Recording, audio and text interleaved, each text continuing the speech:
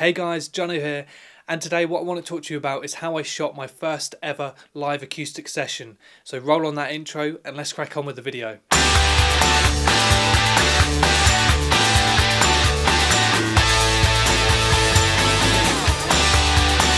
Just before we go ahead with today's video, head over to the Everdream Pictures YouTube channel, which is my production company, where you can check out the live sessions that we're going to talk about in today's episode. So for a long time now, I've wanted to create a place for local musicians to advertise their music through the medium of video. Everdream Sessions aims to do exactly that.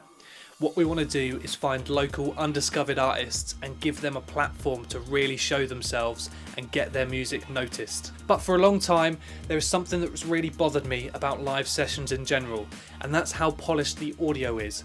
Now don't get me wrong, I'm not saying that you want to have bad sounding audio when it comes to music, because you want the quality to be as high as possible. But there's something that can't be beat about listening to music live. Just think about when you go to a gig to watch your favourite band or artist. It's just you, them and the music.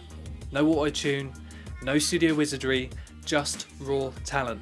And that's what we wanted to create with Everdream Sessions, a place where we could capture that raw talent so people can re-watch it and relive it over and over again, just as if they were in the room listening to that artist. So one thing that was important to us was to make sure that we could record the musician to a high quality but retain that raw sound and cut out as much work in post as we possibly could. So take for example the recent session we done with Robert Payne. What we did there was mic up with two mics, one vocal mic and one guitar mic, running into one mixer and then into an external recorder to capture that raw sound. We used the mixer to do most of the EQ levels, set the level of the gain so we could get that spot on so we didn't have to alter it in post.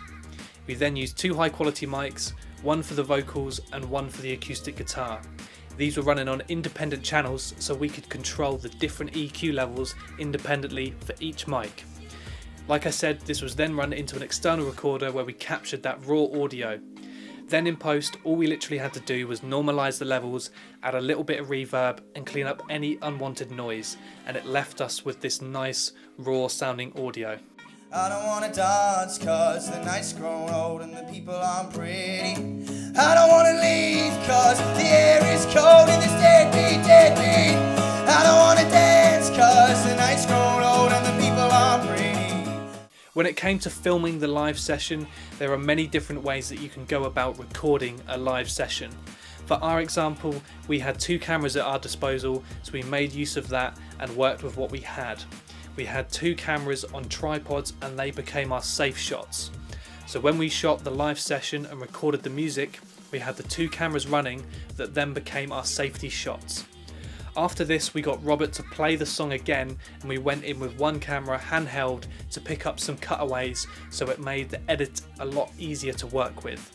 Now you could be running multiple cameras at once, so if you've got enough to be able to do 3, maybe 4 angles at once, then you can do it completely live. But we didn't have the opportunity to do that because we didn't have enough cameras and we didn't have enough operators, so we worked with what we had and made the best that we could.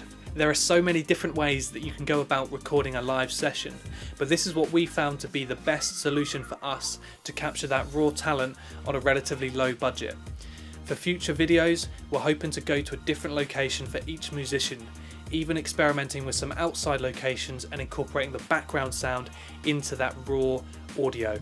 Also, just so you know what gear we did use for the shoot, audio wise and video wise, you can check the description down below where I'll have a complete list of the gear that we use to capture that audio and video for the live sessions of Robert Payne, which if you haven't already, do head over to the Everdream Pictures YouTube channel where you can go watch them now. They're up, they're live. We're really pleased with the result and hopefully you'll enjoy it too. Share it, subscribe to the channel because we're going to be having more live sessions coming out very soon. So I hope that you found this video helpful and that you've got some tips out of it on how to do a live session. They're great fun to do, and it's kind of like having your own personal gig, which if you love music as much as I do, it's amazing to be involved in. But if you want to know anything else, leave a comment down below or send me a message. I'll be happy to answer any questions that you have, and I really want to build a community of filmmakers where we can all help each other grow. But my name's Jono, and I hope you enjoyed this video. Subscribe to see more, and I'll see you guys next week.